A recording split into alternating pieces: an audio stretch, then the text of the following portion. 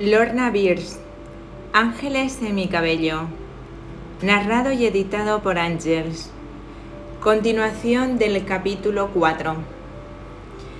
Mientras avanzábamos por el campo, me volví hacia ellos y dije riendo: apuesto a que os gano corriendo. Así que nos echamos a correr a toda velocidad hasta que me caí al suelo. Me hice una herida en la rodilla y me eché a llorar. No puede dolerte mucho. No es más que un rasguño, dijeron los ángeles. Dije. No será más que un rasguño para vosotros, pero es una herida muy importante para mí. Me escuece mucho. ¿Sabéis qué escuece? Ellos se rieron de mí y me dijeron: vamos, levanta y deja que te mostremos algo. Así que me levanté y, por supuesto, enseguida me olvidé de que me escocía la rodilla.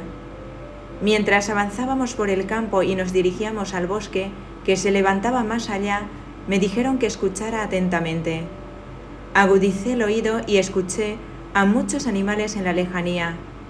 ¿Qué tengo que oír?, pregunté. Escucha únicamente a un animal. Separa todos los sonidos hasta que percibas solo uno, dijeron los ángeles. De ese modo, podremos enseñarte a escucharlos con mayor claridad cuando te hagas mayor.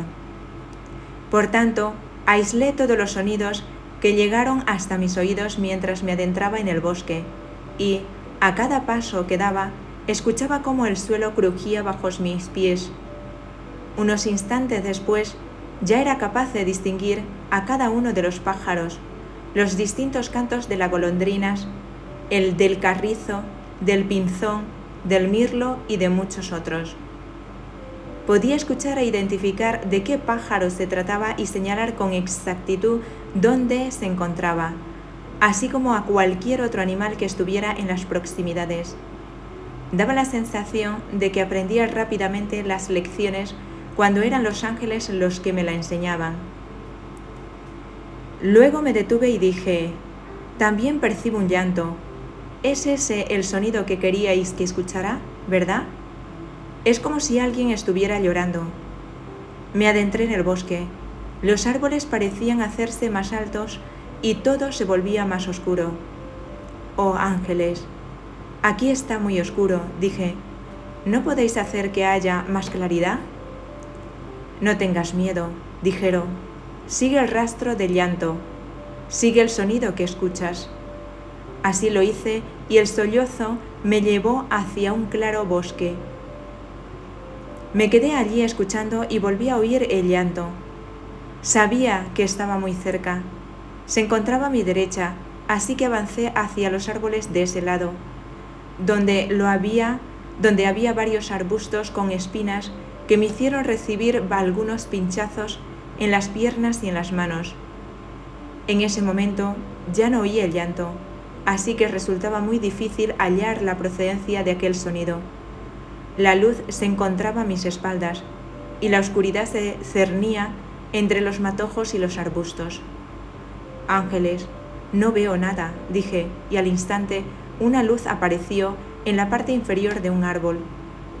Uno de los ángeles me indicó: mira la luz que alumbra allí, junto al árbol, justo donde se encuentra el pequeño arbusto de aulaga. Allí es donde lo descubrirás. Me acerqué y encontré un pájaro. No era un ave corriente, sino un ave de presa. Más tarde supe que se trataba de un gavilán. Tal vez fuera lo más siniestro y horrible del mundo, pero para mí era muy hermoso. Lo recogí y levanté la mirada hacia el imponente árbol del que aparentemente se había caído. Era incapaz de escalar hasta sus ramas para depositar al ave. Mientras se movía en mi mano, me di cuenta de que se había herido. Tenía las dos patas deformes y torcidas y se había hecho un corte en el cuello, probablemente como consecuencia de la caída. Los ángeles me dijeron que sus padres ya no lo querían, que lo habían arrojado del nido. Es un regalo que te hace Dios, explicaron los ángeles, para que cuides de él durante las vacaciones de verano y el próximo verano, pero no puede ir a casa contigo. Algunas veces los ángeles me pedían cosas que no era capaz de comprender, simplemente asumía que lo que me decían era cierto. Así que tomé al pájaro y regresé a casa a través del bosque y de los campos. Encontré un viejo sombrero y lo metí dentro de una caja para construirle un hogar al gavilán donde pudiera vivir. Mi pájaro fue creciendo poco a poco, pero todavía no podía caminar debidamente, así que lo llevaba conmigo a todas partes. Tampoco podía volar bien, porque no era capaz de aterrizar sobre las patas. Papá y yo le enseñamos a estirar las alas y a volar brevemente mientras lo lanzábamos el uno al otro. Alimentarlo también supuso un problema, porque necesitaba carne cruda, pero yo no estaba dispuesta a salir a cazar algo para darle de comer. Sabía que la carne tenía que ser fresca y, lo más difícil de todo, era que el pájaro solo comía en pequeñas cantidades. Mis padres no podían darme un penique o medio penique para comprar un poco de carne cruda, así que yo les decía a los ángeles: me lo habéis puesto muy difícil. Recuerdo que fui con mi familia a Killaloe, que se encuentra a varios kilómetros de distancia. Entré en una carnicería con mi pájaro y le dije al carnicero que necesitaba carne cruda, pero que no tenía dinero. Odiaba tener que mendigar, pero el carnicero se mostró muy amable y me dijo que me pasara de vez en cuando durante las vacaciones y me daría carne cruda. Sonaba muy sencillo, pero no lo era, ya que mis padres no tenían dinero para gasolina con la que ir de Mount Shannon a Killaloe. En aquel momento, ni tampoco ahora, fui capaz de comprender por qué mis padres no le dieron de comer al pájaro. Algunas personas que no me conocían de nada me ayudaron a alimentarlo, pero mis padres nunca lo hicieron. Cuando mi madre estaba cocinando, le pedía un poco de carne cruda, aunque solo fuera una cucharadita, pero siempre me respondía de forma airada. Estaba dispuesta a quedarme sin mi ración y dársela al pájaro, pero ella no lo consentiría. Así que me encontraba en una situación en la que me obligaba a mendigar. Siempre tenía la sensación de que si alguno de mis hermanos hubiera tenido aquel gavilán, le habrían dado comida. Aquello era muy duro para mí, pero me las arreglé para alimentar al pájaro y consiguió crecer fuerte. Un día, en el que me encontraba muy triste, Osus dijo: «Sabemos que tu corazón a veces te duele y que eres muy pequeña, pero no debes olvidar que Dios te ha hecho diferente y que tu vida siempre será así. Tienes que cumplir con una tarea especial». Pero es que no sé cómo debo hacer. ¿Por qué Dios no ha elegido a otra persona? Respondí. Osus se echó a reír y me dijo: «Un día sabrás por qué te ha elegido a ti». «Tengo miedo», respondí. «Hace que me entren ganas de echarme a llorar». «Tendrás que llorar», dijo Osus, «porque el alma necesita tus lágrimas para liberarse». En aquel momento no comprendí lo que quería decir. Mi abuela, al igual que muchas otras personas, pensaba que yo era una especie de deficiente mental, así que casi nunca hablaba conmigo. Pero un día que estuvimos conversando, aprendí muchas cosas de ella y de mi familia. Me invitó a que le ayudara a limpiar y a quitar el polvo de su dormitorio, algo que nunca me había pedido antes. Únicamente había estado 1 o 2 veces en su habitación e incluso entonces solo podía mirar y no debía tocar nada. Aquella vez me invitó a ayudarle a limpiar el polvo.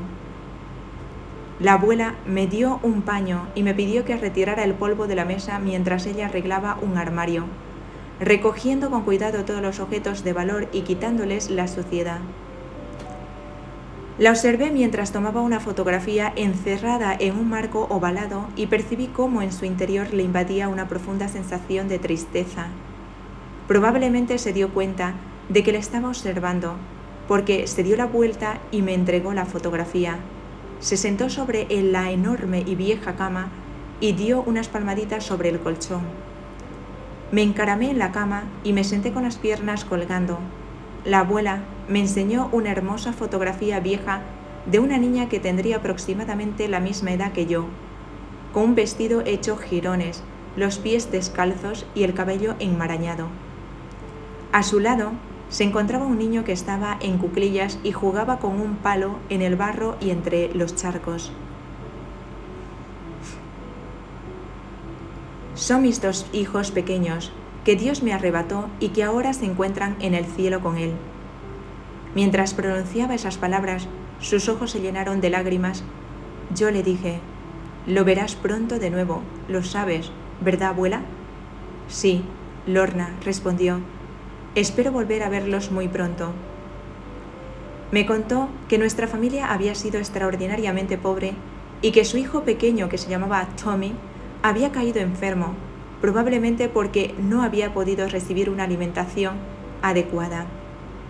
Me di cuenta de que le invadía una enorme tristeza, que sentía un gran peso mientras me contaba la historia.